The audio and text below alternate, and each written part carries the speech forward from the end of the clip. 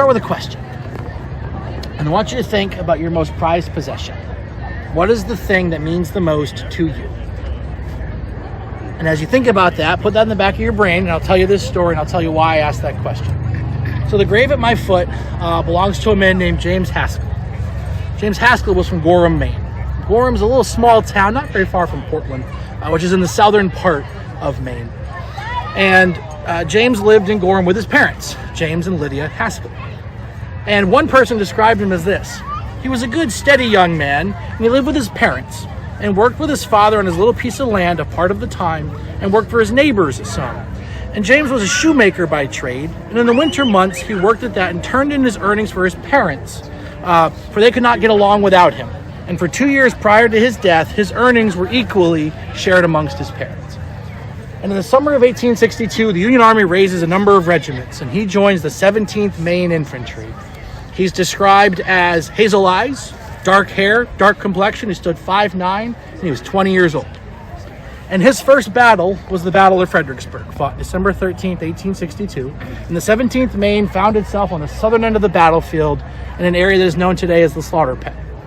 And a soldier from the 17th Maine described the fighting as this, quote, "We lay on our faces a spell till it got so hot the general ordered us back behind an embankment. We lay there a time until the rebels got our range and poured the shells into us at a good rate.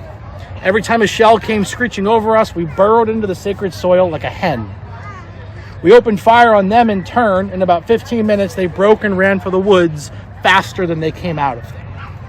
But in that fire of the shelling and the musketry, James Haskell was mortally wounded and died shortly after. He was initially buried on the southern end of the battlefield and then moved here with the creation of the National Cemetery. You hit the fast forward button a few years, and after his father's death, his mother Lydia applied for a pension. And when you applied for a pension, you had to somehow prove the service of the person, usually through a letter or a certificate. And this is what Lydia Haskell had to say. Quote, "I am unable to furnish any letters, for I only received one from him, and he was soon killed after he enlisted. And that letter was written with a lead pencil, and it is all worn out, and it cannot be read." Why do you think the lead was no longer readable on that piece of paper? Cried so much. Maybe. Or how many of you have ever read something so often the very ink rubs off the page, right? So what is your most prized possession? What was Lydia Haskell's most prized possession? That letter from her son, right? She dies in 1895. Having received that pension, she got $8 a month for the service of her son until her death in 1895.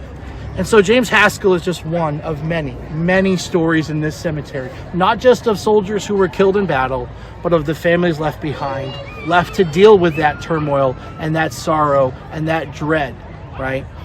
And so as we conclude at this stop, right, I want to thank you. There's a million places you could have been tonight, right? But you came here. It helps that the weather is pretty good, but you came here to spend some time out of your life, to think about these people, what they put at stake, what they fought for, what they died for.